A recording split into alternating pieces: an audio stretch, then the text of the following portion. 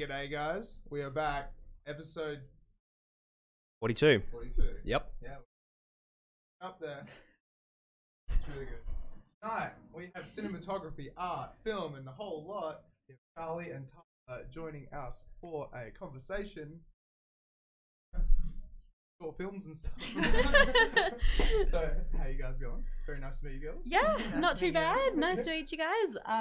Yeah, pretty, just a little bit nervous, but we'll be good. Yeah. Yeah, the girls are very nervous tonight. Yeah, film kids always go behind the camera usually. Yeah, no, thank you for having us. Really pumped.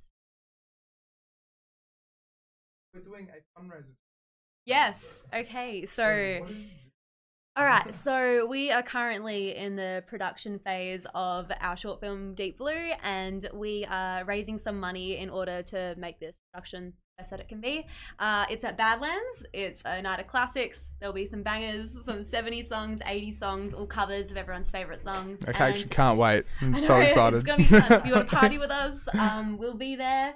It's $10 online, $15 at the door, and all proceeds go directly to the funding of the film. And so we've got an awesome DJ playing as well. We've got a great DJ. Yeah, Alex, explain to us with the DJing part of it. Oh god, do I have to? You're gonna make me embarrassed. I'm embarrassed. Okay, so I'm gonna be DJing in between the bands, and I can't wait.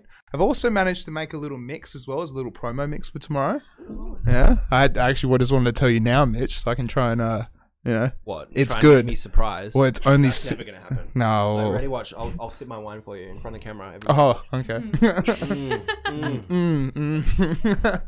So yeah, we're doing a fundraiser tomorrow. It's gonna be a lot of fun playing in between the bands and DJing for an hour, 2 hours at the end. Wrapping things up for us. It should be good. Should be exciting. And it's just 60s to 90s, right? Or 60s to 80s. Honestly, I think it's just like classics. a mixture of things. That's why Oh, we don't went tell me for- that. I mean, it was predominantly like 70s, 80s, but we decided to just make it night of classics, so it could be classics from Yeah. pretty much.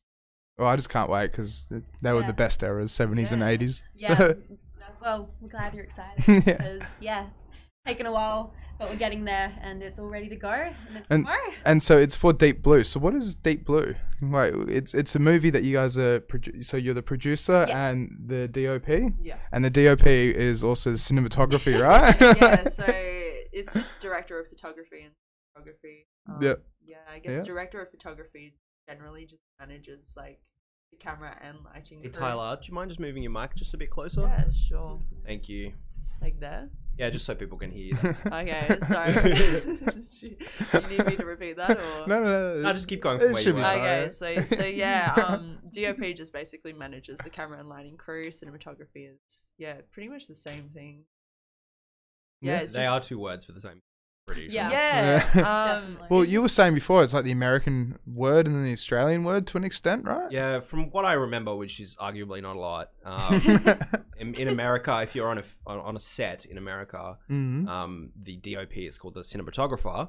But if you're on a set in, say, the UK, then it'll be the DOP, the director of photography. just just a little imperial quirk of the industry, metric, I guess. Yeah. miles, kilometers. I guess so, yeah. Yeah, one of those things. So what is Deep Blue though? So Can I give us a synopsis little, of the film? Yeah, sure. Synopsis, so yes. Deep Blue is a film that follows our protagonist Novak, who is a young Australian man who is diagnosed with clinical depression, and we kind of are telling his story where in his last moments he chooses to be before the rising sun, except is thrust into a position that ultimately changes his perspective on life, as he has to choose whether to save 2 lives or to lose both. And I don't want to give too much. Oh, that sounds really good. There's the cat. Yeah. But yeah, it's The movie's about like mental health and stuff like that. Yeah, so we just wanted to tell what we believe, because we didn't write it, but our friend wrote it, and he is through. We wanted to tell a story that explored mental health, and we want to contribute to the normalized mental health discussion. Yeah. Kind of use our platform. Very what we noble think is a cause. pretty powerful Yeah, story. very noble cause. Yeah. I mean, not gonna lie, there is like with the nightlife industry, so many people fall into that. Like, just fall into the idea of late nights and just getting so wrapped up in that whole entire scene that they do. So a lot of them do suffer from depression to an extent, when it's just like one way or another, and it's good to talk It's about just it, a- right? Yeah. It's just a result of, I think, being a creative person. Yeah, I We're would more say. open to like thinking deeper about things, and that can bring like nihilism and depression and stuff like that. So, but they do say 1 in 4 people have like some sort of depression, anxiety, Mental health. Yeah, I would definitely believe that. ADD, stuff like that. So yeah, I definitely think it's a noble cause, and we should definitely normalize it and start talking Yeah, more like it's about normal, it. because it is normal. If Yeah. 25% of people have it, that's Yeah. like Yeah. that's a lot of people. That's it. That's it. That's Exactly. exactly it. Yeah. So yeah, Deep Blue will be one of those hopefully movies that push that envelope, that movie. So, Sure. congratulations, girls. Yeah. Thank Thank you. Yeah. So it goes for, how long is it going to go for? Like 20 minutes? 30 minutes? No, I think Oh, it's more well- around 10. Yeah. Yeah, we were kind of given the like under 20 mark, but I think script is about. Mitch, can you shut the door if that's alright? Yeah, I'll get to Just it. make sure the cat stays in. Make sure Sassy stays in. But yeah, so only around 10, 20 Yeah, minutes. so it's, 10 to 20 minutes is generally where we try to aim for. The script was fairly short, and it was Yeah. very descriptive as well, which kind of cut it down. But Yeah. yeah, About 10 minutes. Yeah. And so that's like the average kind of time as well for like a student film to an extent too. I guess so. It just kind of depends on the film itself. So and the script that you're given, or Yeah. Yes. the chosen script. So yeah, some scripts may end up being longer. It really depends on the script and the film. Yeah, because it's like what we were talking about before as well. Well, Mitch said it's like, for like an average 90-minute film, and you'd need what, like hundreds of people to be able to do it. Like how Yeah. how big would your crew actually be for this film? Oh, so there is, so we say primary crew. There's like 6 people who they've chosen this script, and that's the director, producer, the DOP or cinematographer, editor, sound, and then costume and set designer. Except we have a crew of 12 people, so that takes into account like our first assistant director, a production manager, continuity, props person. Are these all make students sure- at Curtin as well? Yeah, these are all students. So we all have like our primary field, and then we help one of the other students' films as like one of those secondary or assistant. It's pretty hard to produce a film with 6 people. Yeah, And it is. even we generally extend that as well, because definitely as like the camera crew and stuff, it's pretty hard working with only 2 people when you've got to set up the camera, all the lighting, and just making sure everything runs smoothly. So then we'll generally find like a second assistant camera and a gaffer as well to help with that. A gaffer? So yeah, they're just generally like helping with the lights and things like that. Okay. Yeah. So yeah, there's generally about like 4 with camera alone. So on one of our kind of. That's not too bad. It's alright then. I have my production manager of one of my friends, but also a 2nd year student, to kind of just keep me in the reins, make sure that everything runs smoothly. And then we have a stills photographer as well. So kind of just depends on the needs of the film and we try to have as many people as we can working to follow and make runs really well. Yeah. Wow. Okay. So with the time frame as well, like how long have you guys been working on it for? Like when do you reckon it will? Like.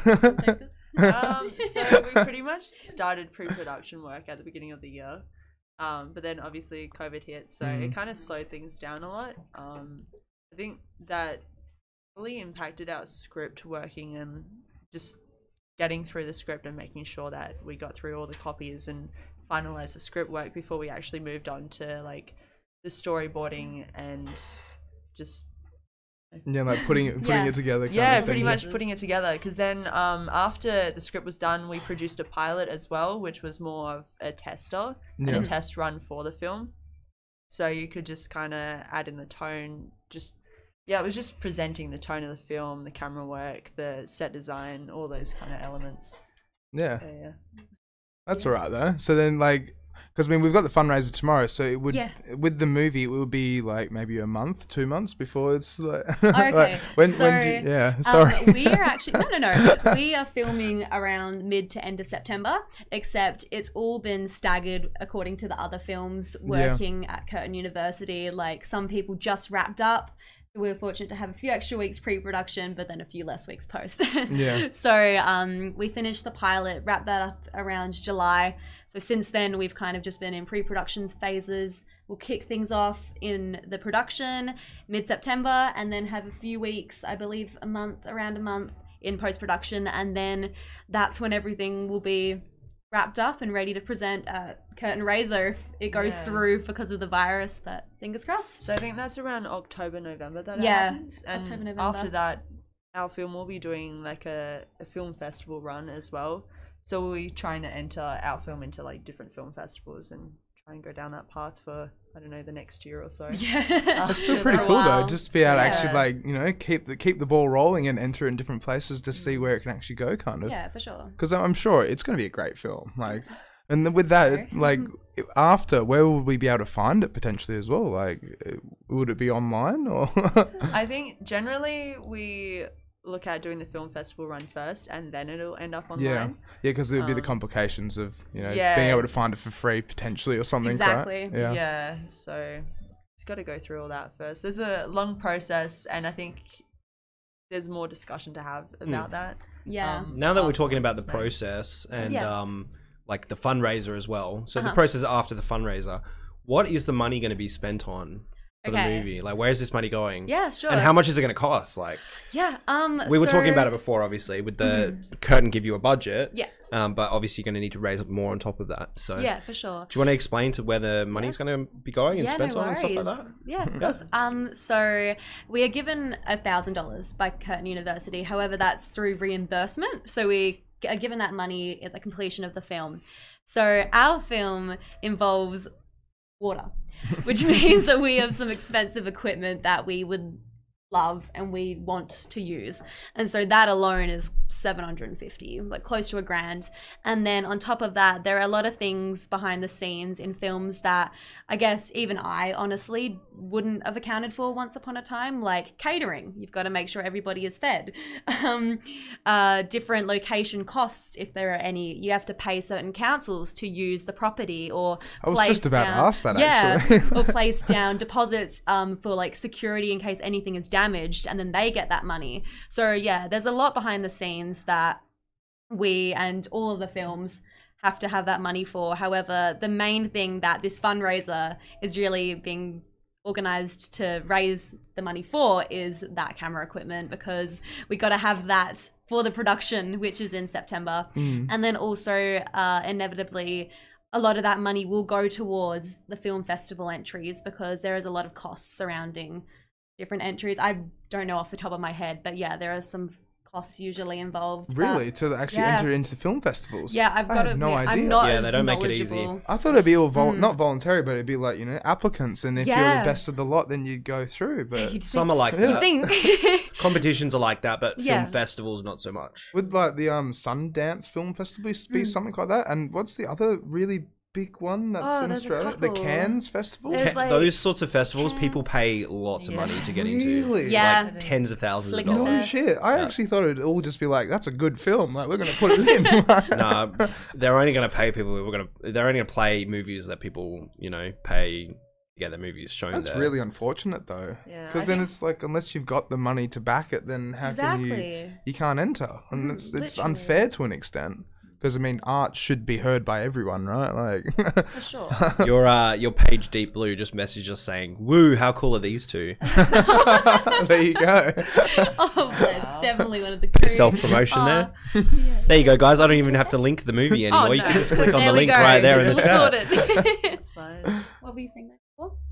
Oh yeah, I mean, I think those film festivals probably started out like that, and we're just trying to promote the films. But gradually, over time, as they grew, they probably Yeah. grew into more of like you had to pay to get into them. It probably would have been one of those things where it's like, wow, like, it's a great film festival and it's so many applicants, and it's like, how do we do this kind of thing? Yeah. But what can you do? I guess is it's Yeah, the it's way things difficult. are. Yeah. And that's why a lot of, not just the Curtain, but a lot of films do these sort of events in order to raise some money and have that community support that will allow the films to be shown in festivals, or just allow the production so that the crew aren't necessarily out of pocket, which is something Broke that by the end of the film. Mhm.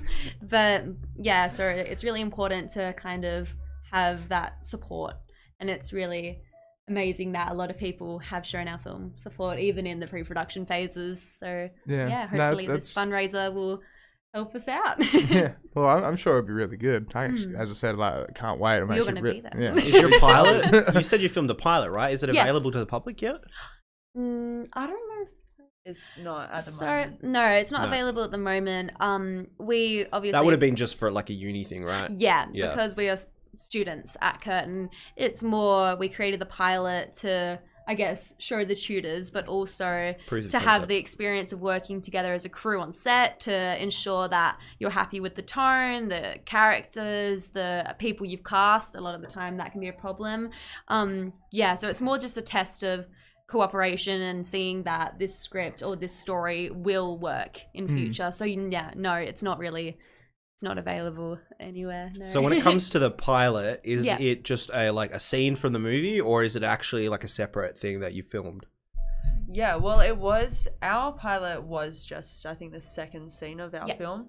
But with COVID, it did play a big part on what we could and couldn't film. So a lot of the films had, say, more than 2 characters, probably a whole crowd of people. But obviously with COVID, we weren't allowed to film Yep. with that many people. You couldn't be close, like the actors couldn't be in contact with anyone. So Did that determine the scene that you inevitably chose to film? thankfully for us, No. it didn't. We didn't actually have too many characters within our film, but I Yeah, know for yours lot is a of more like films- drama driven. Yeah, Definitely. So it's more so focused on the one character, and story.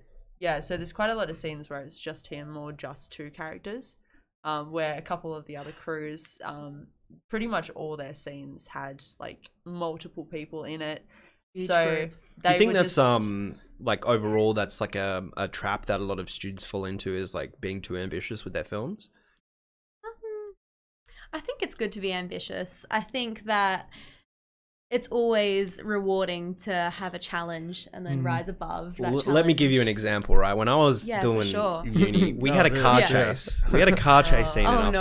film, and yeah, that didn't end up playing out. So our movie was like pretty much balked, because that was like the big really? intense scene. But like Yeah, it for just sure. it plays out like you have to like block off on a whole entire area of like Yeah. a road road. closures. You have to notify the police. You have to get approval from the Council, the whole lot, council. yeah. Yep. You have to knock on everyone's door along the street and let them know what's going on. And then you can only drive like, 40 kilometers or 50 kilometers an hour, and you have to like speed it up or like do like really tight angles and stuff like that.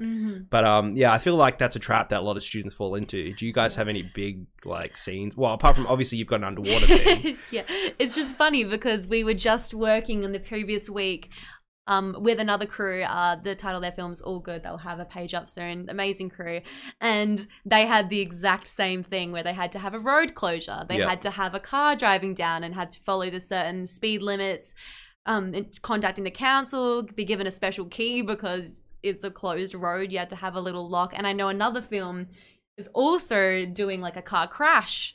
And so Really? they're working around that, and they've blocked a road as well. So it's all those things where it's so much time and a lot of coordination, but that a lot of people find a way around it. And you know what's funny about this, Alex, that you might not know, is that Yes. all of that effort to go to lock the road down is going to be like 30 seconds of the film. Yeah. Yeah. If And it's going that. to take you all day to film 30 seconds. Yeah, that And makes then sense, right? by the time it's done, you look back at it and you're like, oh, that shot is shocking or whatever, but we can't do it anymore. We only had like fucking 3 hours to close the road down or something like that. Would there be like a stage though, where it's like, because you know how you're saying like post production and then after production kind of thing, Yeah, but then it's like once you've filmed everything, you've got it all ready, and then you go to the after production and you're going back through it, and you're like, oh god, I wish we could change that. Does that happen? A lot of the time that is the case, and it can be gut-wrenching because you look and sometimes there's little thing like continuity errors. So on set you won't notice, but that thing's off in the edit. It's the first thing you notice. But I think it all depends. Hopefully it won't affect us. But one thing that, like one difficulty, I guess, is going to be filming in the ocean. Yeah, As it would be And a the lot of cliff fun scene though, as and the cliff scene as well. Yeah, There's a cliff going scene. so- How yeah. big's the cliff? well, So since there's not a lot of cliffs in Perth, just around. yeah, it's pretty hard to film a cliff scene. And also you can't exactly put an actor on the edge of a cliff. So Yeah, or that's what I was hang off thinking. the edge of a cliff with a camera. So we kind of have to try and fake it with different camera angles and just try and hide it with like a lot of close-ups or a lot of like lower angles and things like that. That's still really cool though, to be able to actually like get that whole entire scene, not even from the side of a cliff. Yeah, like, That's Yeah, so all- you just manipulate the camera work basically to make it look like it is a cliff while it might not be. all just careful shot listing, tests, storyboards, all of which you've been doing to make sure that it looks like a cliff without, you know, putting anyone's life at risk, without damaging any equipment.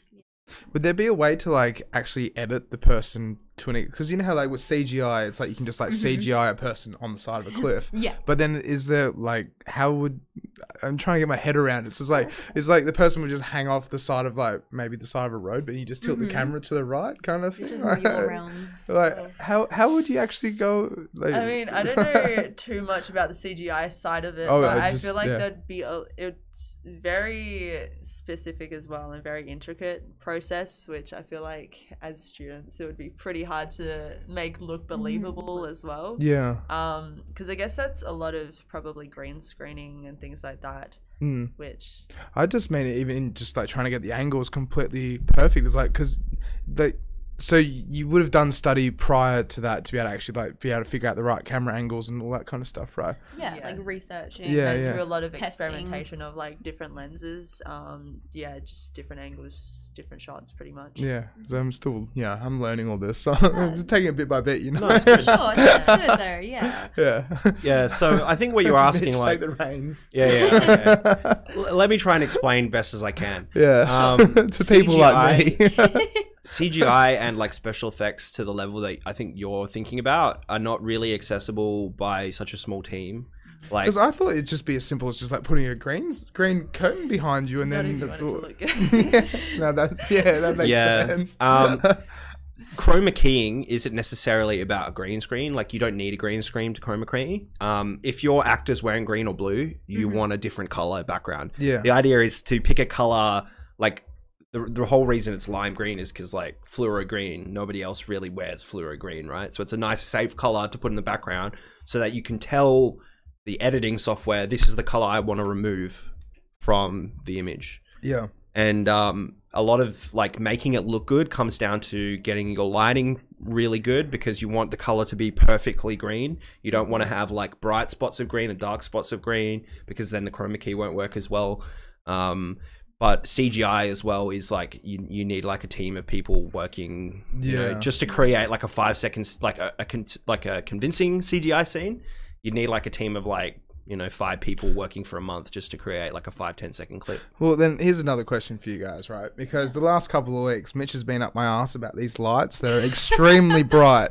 So then, with like filming scenes and stuff, how important is the actual lighting to an extent? Like, you'd have to have like the perfect day, the crisp, like, you know, the sun's out, quickly get the camera out to an extent kind of thing, right? Yeah. Yeah. It's like, here we go. I guess it depends whether you're filming. I mean, filming indoors is probably easier to control the lighting, but then like outdoors you probably get a bit more natural lighting at the same time. I just want to be clear, by the way, Alex, the lighting here is nowhere near perfect. It's literally just 2 lights like pointed at everyone. They're still they're good lights that we got given, all right? I didn't even pay for some them. 3-point lighting, some backlight. Oh my gosh. No, but lighting is so important. Yeah, It completely influences the visual. It influences so much, like even just the tone of it. If you have like some sharper shadows, it can definitely like influence the viewer as well. It can say sharper shadows on a character could make them feel more evil, something like that, where softer shadows could just make them feel a bit nicer, I guess. Yeah, and then you just have the times of day, so we're also going to be struggling with the time of day because it is set early morning, before sunrise to sunrise. So we're still very short bracket of time. Still trying to experiment with that and lighting in those senses. But yeah, I guess the basic lighting structure is the whole 3-point lighting. And trying to go for like the backlight just separates the character from the background as well. So that's always a nicer. So when you're saying 3-point, do you mean like left, right, and then also behind? So it just kind of depends where you position it. It's more so like on the sides. So you have like a key light, a fill light. Yeah. So the key is probably more so the stronger light. You have the fill light that's just kind of brightening the shadows a little bit, and then your backlight aids to separate the character from the background and creates more light around the back. So it just it helps them stand out then. Yeah, kind pretty of, much. in Creates more dimension within the image. Okay. So. I'm just thinking about all the films that I've actually seen where it's like, yeah, that actually makes sense. That person was standing out, you know, the background was blurry and it's like the way the lighting was. Yeah, once you understand it, you can definitely see in films where it's kind of got like a white kind of glow along the back of the character, and it does have you get like a halo effect. Yeah. Yeah, no, that makes sense. Halo effect, I've never heard that term before, but yes, that makes sense. Yeah, and Tyler was talking before about soft light and hard light. And that's why we diffuse light. Like, I mean, the people can't see it, but I've got a light on me right here, and I've literally just put some baking paper over it. And so would these be classes and that's hard create light diffusion. Then? Huh? Are these classes hard light? These bloody these are hard lights because there's no diffusion. Okay. Which is why people who are looking at the stream right now can see that you guys' faces are like just slightly blown out. A little bit white. And it just makes you look like a bit more flat overall if it's just like extreme light just everywhere and you have no shadows, nothing, no backlight. It just makes you like blend into the image, I guess, as well. Color temperature also can play a huge part, and just the actual color that you choose. Like there are a lot of gels that you can add, which will also change the whole image. And the type of bulbs that you use, fluorescent, gels are those things that you were harassing me about as well, where it's like those blue and like green screen, like the cellophane stuff. Or whatever. Yeah. Gels, yeah. Okay, yeah. So that is what you're harassing me about. Then. Yeah. Then you also have like white balance as well within the camera. So you've got like different settings within the camera that kind of contribute to how the lighting is affected. White balance. I don't think of how to explain white balance. Oh, it gets too complicated. Isn't white balance just like when it's like the white and then the yellow kind of thing? It's like the temperature of the light to an extent. Yeah. Or is that just electric kind of like terms? I see where you're coming from. It's hard because I'm not entirely sure how to explain it either. It's like you are showing the camera what is. Well, light is measured in kelvins, and while you can't actually see like the different temperatures of light, the camera does pick that up as well. So you'll get like, I think sunlight is more blue, while you have like indoor light that's more like yellow. Really? So like tungsten light is Actually, the general. it's the other way around. Yeah, I was just about to say, I But thought it was the close. other way around. I always say it the other way, and then I'm like, no, surely Yeah. it's not. No, literally. Oh my Yeah, so God. when people say cooler Because lighting, it tungsten's means like- bluer. Yeah. Yeah. And then warmer is like more orangey Yeah, red. yellowy, And so the yeah. sun is a more orangey red color. Yeah. Yeah. So you've got warmer lighting from the sun, and then you get cooler Yeah. lighting indoors. Yeah. Yeah. Which is why, like, I don't know if I can. Let's see if I can show it on camera. Oh, Come here on, we Alex. go. We're gonna get blinded by these bloody things. We have. Oh. That's really cool. And Yeah. That's really warm. Yeah, it's just bright and it's blue and yellow. That's all it is. So with locations and stuff like that, how was it to find like the specific location? Go, that's the perfect spot. Because like with the ocean as well, are you filming it just like off Scarborough or something like that? Or Yeah, I mean, there's literally. It sounds silly, but we have like booked a beach. Really, you've booked a Because beach. you have to. You kind of have to. Yeah, you have to contact the council and then have them approve it, and then you're pretty much given a form that says like, yeah, these guys are allowed to use this space. Otherwise, you can be fined. You can be told to leave. Like the whole. Really? Yeah, it can be the whole production can be put on hold. But we have an area in Cottesloe in mind for like the manipulation of that cliff per se, and then we also have Medham's Beach, Medham's Pool, through which we're planning to film more of the actual like in the ocean per se. Okay. In the water. Mitch, can you pull up Medham's Beach? I've never heard of that place. Oh really? No. It's really Like, nice. I'm from Bustleton, so. Oh yeah. That's understandable. Still learning all these different places and stuff. Yeah, Yeah, it's and Dianella. Oh cat. But yeah, a huge thing that we have to Okay, keep in Sass. mind is I know you want to play, but you have to go down. Meow. Sorry. Come here. is because we have the actor. What is it? obviously- Medham's. Is it Medham's Pool? I think it might be Madam's Pool. I think it's Medham's Pool. I just call it Medham's. A huge thing we have to keep in mind when filming in the ocean is obviously we have 2 actors and their health, their safety is at risk if we can't really control the ocean. We can't control how big the waves. Hello. We can't control how big Just the let him do waves his are going thing. to He'll be. be alright. There's Medham's Pool. That's Yeah, it's gorgeous. Sassy's Absolutely not in gorgeous the beach. Sassy's not in the way, is he? No. Okay, alright. She's decided to be part of it.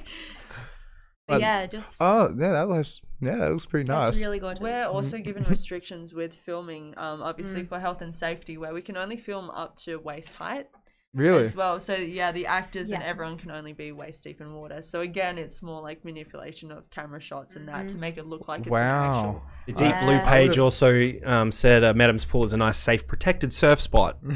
There we The go. editor here. Who's your editor, by the way? Oh, his name is Max. Well, we have 2 Maxes on our crew. Right. Shout out His to name is- Max. 3 in our big crew. Yeah, his name is Max. He goes surfing quite a lot, so he knows like which beach is Yeah.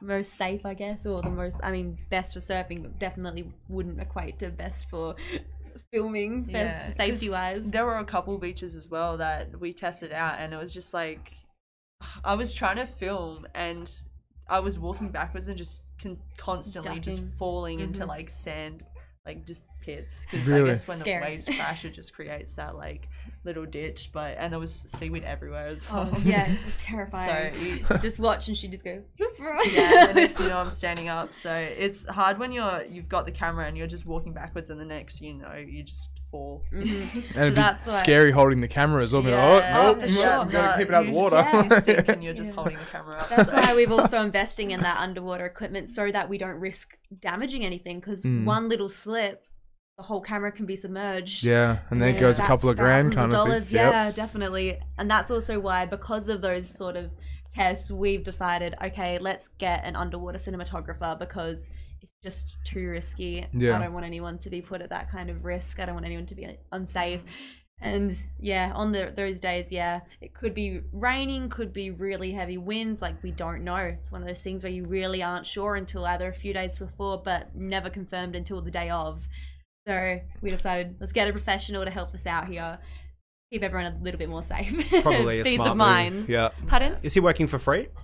No. So we are hiring him. However, his service includes obviously him operating the camera, but also the camera, the casing, like all of the equipment that we need is included in his service. So That's all right. we were That's pretty really fortunate, good. yeah, because we're pretty fortunate that he was willing to help us out since we were obviously students. Like, it's not a big film, so it was really, I felt very fortunate that he gave us that opportunity, and we're going to be able to work with him because his name's Rusty Geller. Yeah, you probably have you heard of him? Yeah, It's film industry. I just know music industry. but yeah, no, he's very talented underwater cinematographer. So yeah, got pretty lucky. That's pretty cool though, because then you Yeah. get to work with a professional and you get to see how he does everything. It's like, oh, Yeah, like, for I could have sure. done that, and you know, I'm learning from that and everything. Yeah, Yeah, definitely. yeah. So yeah, I'll be discussing like shots and like just discussing with him what I want and like what the director wants as well, and so he'll be trying to just create those shots.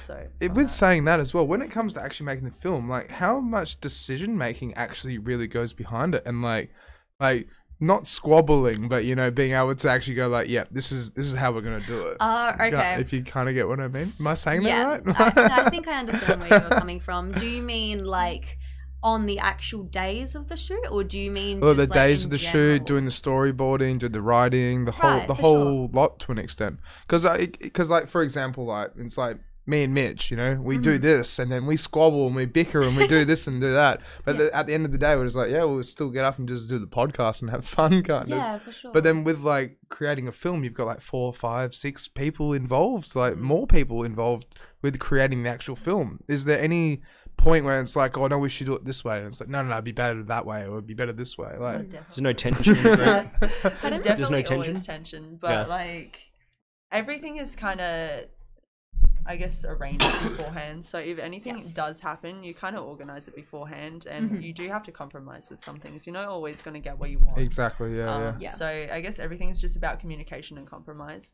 by the end of it. But by the time you get to production, you should have everything planned out, and everyone should be, Yeah, I mean, whether like- or not you're happy with it, whether or not it's what you wanted, it's kind of more of like, I guess a group decision. I guess more so director decision as well. So Maybe you can explain like the hierarchy of the film because set. I've always been lost with like director. I always thought it's like the producer's just the person that throws the money at the film. Like, that's what I always thought. Like, but go on. It can be. So first, we are obviously, there's a script. The script writer for us is separate to the director. So our script writer though is actually on our crew just by coincidence. He is our first AD, which is the first assistant director. But once we have the script, the director obviously works on the vision and is really crucial in, how do I put it? It's really crucial in working with the actors. Yeah, he works with the actors and kind of oversees the whole film. So make sure that each role is kind of sticking to that same kind of tone and same everything. Because everyone's kind of working individually in their role, but then also working with the director to create that vision. So I guess the director just like oversees all of it to make sure it's all flowing properly and connecting. Yeah, and then the director works with the producer so to have everything that is going to happen on the day arranged pretty much. So the producer, it's really important for the producer to be very good at communicating, but also really good at organizing and coordinating things, because ultimately on that shoot day, you'll have a little checklist of all these things that you should have had done before that day to ensure that that day goes smoothly. So little things like location, any councils you have to secure. You work with the director to do casting and auditions and get the actors all chosen and You're ready to essentially go. the one doing all the legwork, basically. Yeah. You tell the producer what you want, and they get it. They make sure it happens. Yeah. I actually had no idea. I always thought the producer's the guy that sits in the chair and it's like, action. That's the director, no. See, there you go.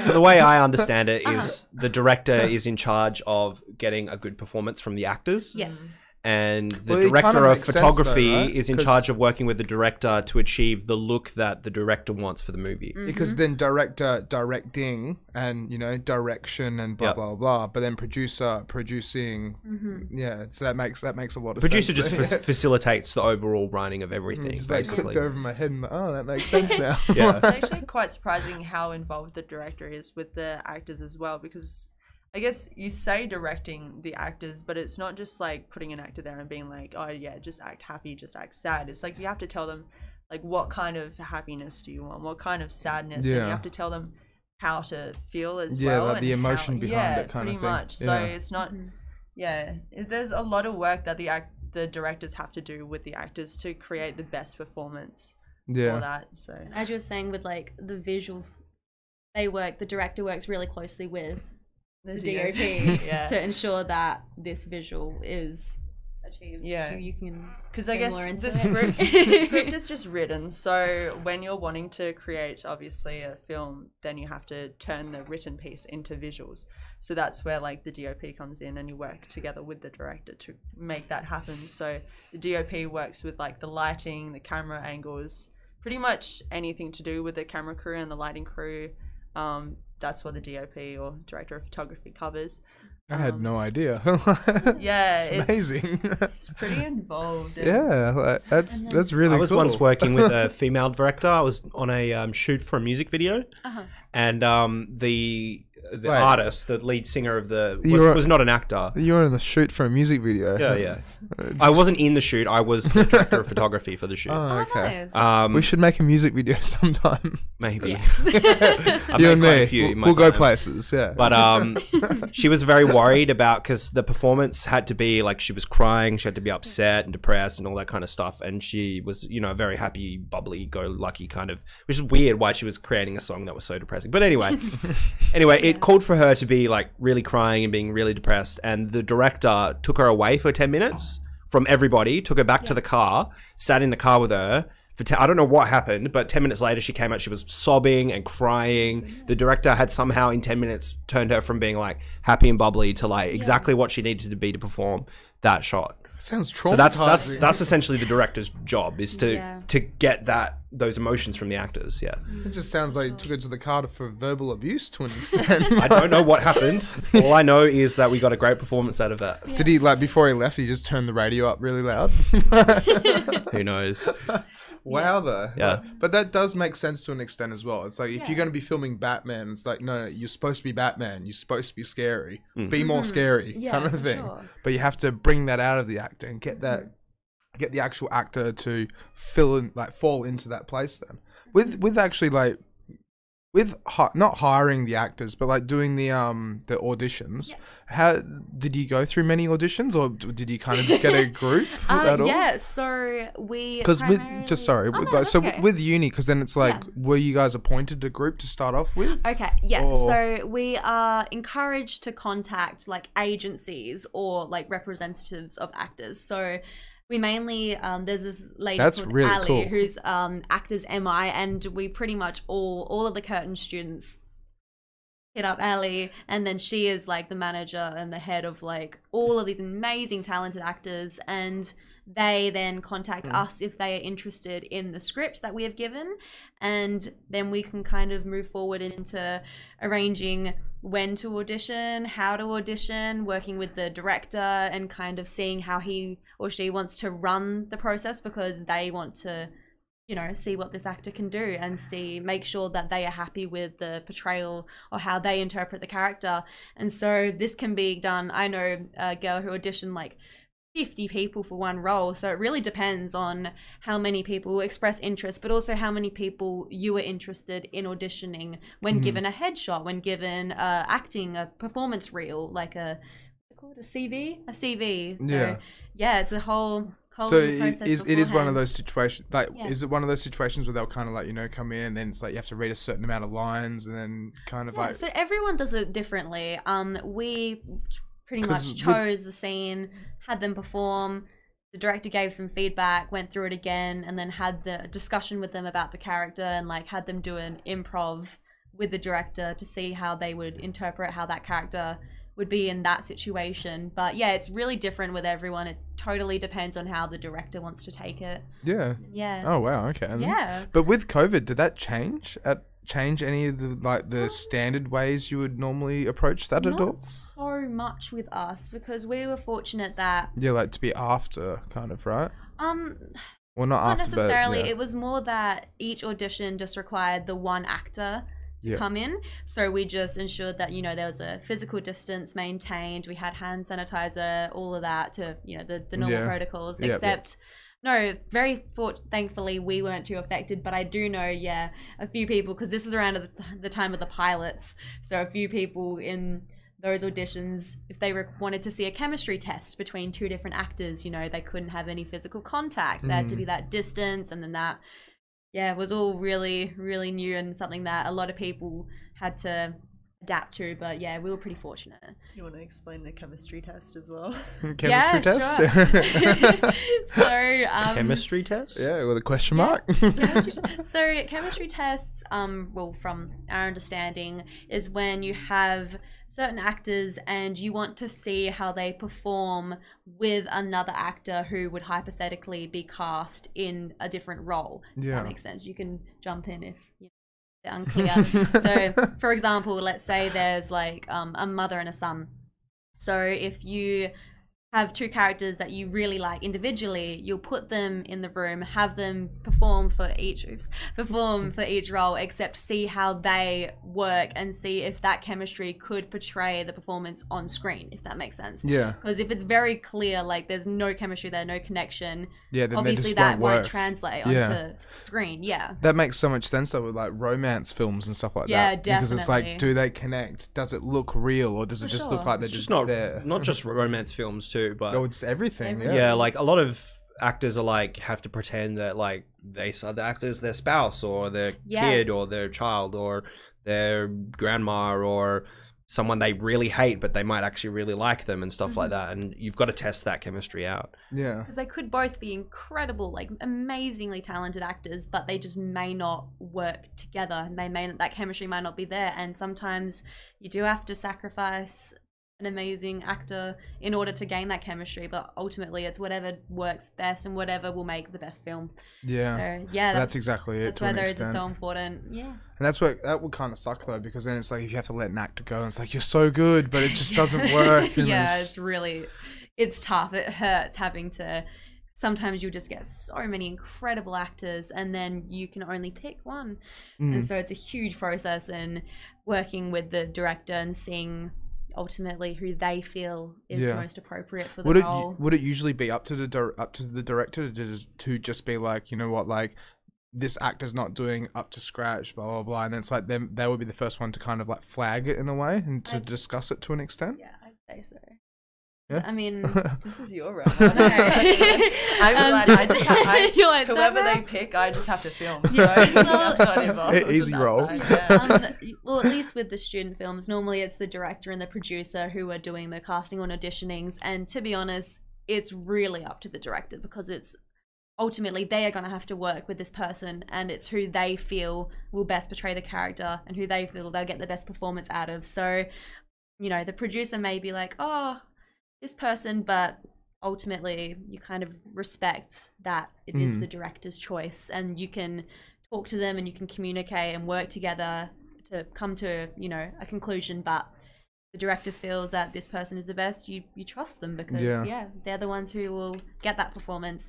You kind of are just being the one who has to send the bad emails after being like, I'm really sorry. It's like, it wasn't my fault, it was his fault. Yeah, for sure. Yeah.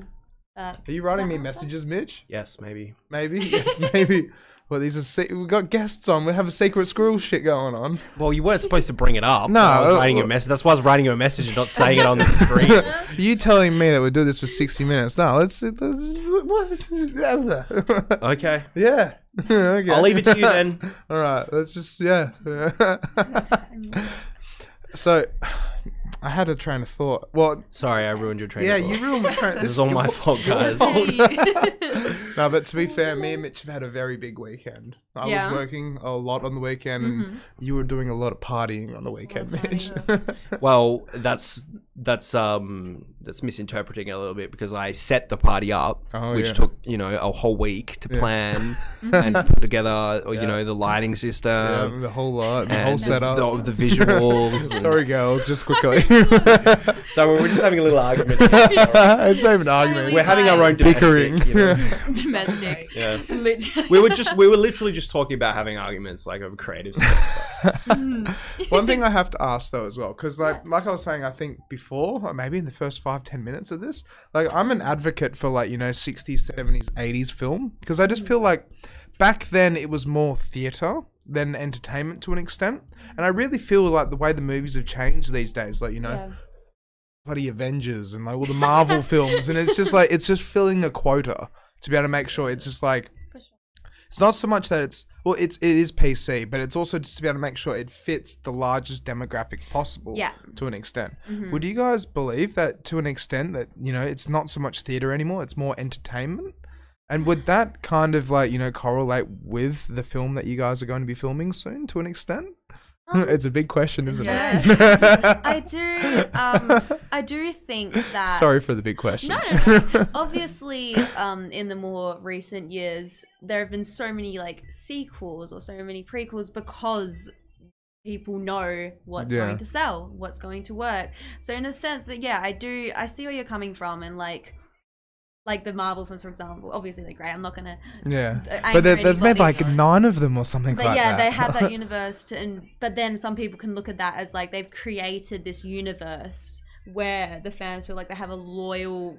I don't know how to put it, following to an extent. But I do understand what similar sort of argument to like Lord of the Rings or Star Wars. But I don't want to just sure. I don't want to make it just about those things, because like with Star Wars and like Lord of the Rings, like, you know, they're 3 films, they're 6 films, they're 9 films, they're like so big. But what I'm getting at is though is like, you know, they just make, say, like, you know, the new Will Smith film Arrival or whatever it is, and it's just not great. But then you have good films like Interstellar, but Interstellar is just shot so great. It's like it's the whole movie Absolutely is just beautiful. It takes you on a ride. But it's so hard to find like good films like that will take you on an experience in a way. But then I think my opinion is there's still good movies out there. They just don't end up in cinemas nowadays. And the reason for that is that cinemas are struggling. And they need a guarantee that people are going to come through the door. Well, they're not just struggling. Did you guys know that Disney has started buying up most cinemas in America at the moment? No. Over this year and at the end of last year. Is it Disney or is it Disney. Tencent? No, you might have to Google this. I'm pretty sure Tencent owns AMC, which is the largest cinema chain in America. No, but I Google it because I'm pretty sure Disney has started buying them up. Because, you know, it's not business, it's business kind of thing. They own a lot. Like, there's so much stuff that, like, you don't even think Disney would Have you guys ever seen the Alien and Predator films at all? The old school movies? Like, I think I've seen one. So the old school Alien films, right? They were proper horror. They were just great for their time. IGN says that Disney can't own theatre chains because the American government's blocked them because of monopoly reasons. Ah, that makes so much sense. But okay, misinformation. My bad. The source for that is IGN. Yeah, but IGN, I don't even like IGN. I don't think a lot of people don't like Doesn't IGN. mean it's not true. Yeah, international game news, my ass. But I have to say though, it's just Disney has bought up Alien franchise. So the next movie they're going to make is not going to be a horror film. It's going to be a Mickey Mouse film. Oh my gosh. Yeah, I had no idea. But that's what I mean though. It's like you have these big corporations that are buying up basically money makers to an extent, like Star Wars. And it's like it seems like it's a bit of a grim future for the film industry at the moment to an extent. Do you guys agree? Disagree?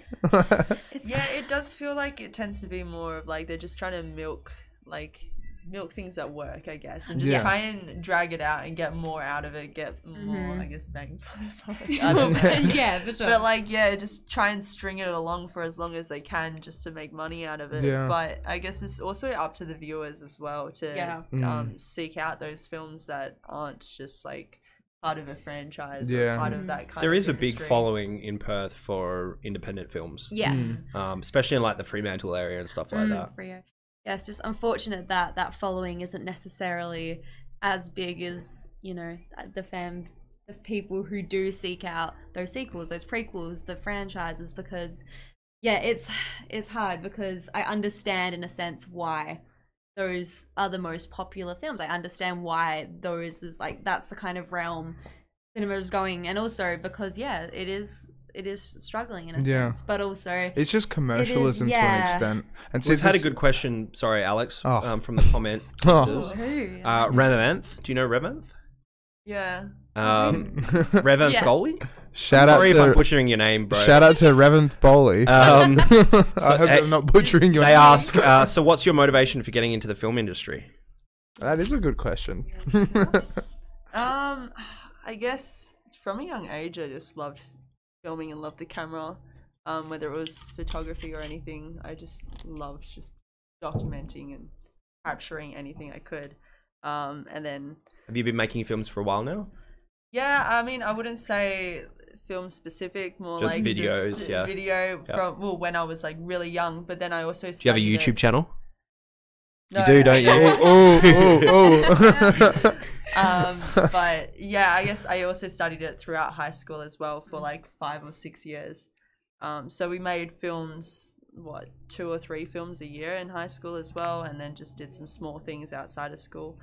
I don't know, I just always had a passion for it, and for some reason, even as like a little kid, I would see my dad just editing like little just birthday videos, and for some reason it would get me so excited, and I was like, I want to do that. And then I'd see like someone else just editing and filming like other videos, and it just kind of kept on progressing from there, and I was like, it just looks so amazing. And then once you start looking into like the technical side of it, there's just so much more to learn, and so much people don't know about from just watching a film. Like, you watch like a 10, say like with ours, it's a 10-minute film, but it's taking us a whole year to produce. Then you go into like the different roles and all the technical sides of it, and it's just so interesting, like how many different things there are. But it's the same thing on the music industry as well. When I first started out, it was just choosing CDs in the back of my parents' car and be like, I want to listen to Tina Turner. But now it's like, okay. It's the same for every creative industry. Yeah, exactly. It's art to an extent. It's entertainment. It's the whole process behind of actually being able to captivate an audience and make them go, that's good, I want to watch that again. Because it's like what we were saying before, the whole commercialism of movies. There are so many movies out there that don't have rewatchability. You're like, you watch them once, you're like, this is garbage. So I'm not gonna, it was good. It's just I can't remember. What was Mortal that? Engines? No, I didn't mind that because of the Australian actor, Mr. Smith, Agent Smith in it. What, Mortal Reminders? Mortal Engines. Mortal Engines? Is it Mortal Reminder or Mortal Engines? What the hell are you talking about? I'm thinking of the League of Legends rock band, Mortal Reminder. I thought you were talking about Mortal Engines, the Peter Jackson film. I was mixing the two up, yeah. Yeah, the Peter Jackson film, Mortal Engines, where it's like London's on wheels and it can drive around. Yeah, garbage. Oh my god. No, it's a good film. It's an interesting film. Okay, let's ask the film students. What did you think? Have you guys seen Mortal Engines? No. I recommend it. Okay. I'll I don't. Yeah, there you go. He doesn't. Oh, maybe I do recommend it as a way, like, don't do that thing. Don't make Mortal. I mean, it's like, it's what you'd expect. Like, they pumped so much money into it. It's just like extravagantly amazing to look at. But in terms of like, they're taking literally like a Lord of the Rings level book trilogy and condensing it down into a movie. That's what I felt. It's just too much going on, and sure. like a lot of the characters don't get enough time, so you can't like connect with them and stuff like that. They should have made a sequel and all sorts of stuff, but yeah, it wasn't. Well, that was the plan, was to turn it into like this huge trilogy. Yeah, but really? it tanked so hard the first movie that they were just like, oh no. And they marketed it, and this was the funny thing, is they marketed it as directed by Peter Jackson. It's not directed by Peter Jackson. No shit. No. He's one of the producers on the movie, but apparently he was very hands off. And they were just like marketing it as like he's attached to the movie. It's the only reason why I watched it. Yeah. It's just that name. 100%. Yeah. That's it, yeah. Tim Burton. They knew that movie was bad before they released it. So they were like, well, we're going to have to push it out the marketing with Peter Jackson's name on it to get anyone to come and buy tickets, which I did because I'm a big fan of Peter Jackson. And then I watched the movie and I was like, this is not a Peter Jackson film. And it wasn't. For sure. He's just some of the money, basically. But you said a very interesting thing just then, like with Tim Burton. So would you say that with films, to an extent, it's like it can come down to just like a name, you know? 100%. It's a Steven Spielberg film. It's going to be good. And then you watch, what is it, like the latest Indiana Jones film? You're like, what did they dude, my boy. Well, yeah, as you just said, like you bought tickets because you saw the name. Yeah. And you were like, this is going to be good because you have that idea of what their films are like. So, yeah, 100%. Actors, directors, like names do sell. Yeah. It's just- And that's so just like what we were saying before, like Indiana Jones, I literally get excited to go watch it. It's just Harrison Ford, and it's like, aliens? What the hell is this? Like, You're like, wait, this is what? not Indiana Jones. It's Indiana Jones with aliens. It was like, George Lucas, what are you doing? Like, fix it. And he didn't fix it. And apparently they're making another one in the next 3 years. It's going to be Indiana Jones Jr. Oh my god. Yeah, that's what I mean. They're milking it, right? It's like, what? Yeah. Why? Just make. They're making another all-females Ghostbusters as well. Are they We know actually? how well that went the first time around. Fantastic. But I it didn't is watch about it. equality to an No, I extent. haven't seen it. I would say. Well, the only reason the movie did poor, well, I mean, it was a bad movie, but it did even more poorly because they were trying to push an idea on people that people weren't ready to accept yet, I guess. No, it's not being ready to okay. accept, but it's just time. Well, I the guess. idea was it was an all-males cast, so we should do an all-females cast to make I know, it but balanced. it was the but 80s Yeah, though. It's like, don't make a Ghostbusters movie, or at least make a Ghostbusters movies that is maybe set in the same universe but involves like a different city. Like, you know what I mean? Like, this is Ghostbusters like 3.0. Europe version or something like that, Yeah. and they're all female. Like that I can get, but like they were just Nah. pushing for this idea as like their Gender frontline thing, and people were Gender just were not having it. So Yeah, for sure. yeah. Yeah. Well, when we're talking about Tim Burton and stuff like that, what would you say? What would you say that you like your favorite genres for film to an extent? Sorry, I've had a little bit of wine. Wait up. Wait up. Wait, what? We're offline. Oh no. Oh, shit. I've lost Wi-Fi as well. Does that mean your internet's just gone down? Don't tell me that. We were having a great episode. forgot that cat. No, it's so He cute. was just hanging. He's just Oh, hanging. he's- Hello. It says connected, no internet access. And yikes. Shit. This is literally the first time this has ever happened. Yeah. Really? In 42 episodes, yeah. Shit. So we can wait a few minutes for it to kick back in. Do you want to go In turn your router off and hotspot? on again, and we can finish off the last like 20 minutes of the podcast? Just give it a second. It might just jump back in. If it doesn't, no, I'm gonna go. I'll quickly go. I can hotspot my phone. Yeah, I can ask. We don't have Wi-Fi on here. So you just reset your router. Psychological. Yeah, Oh, we got psychological it. thrillers, Psychological. definitely.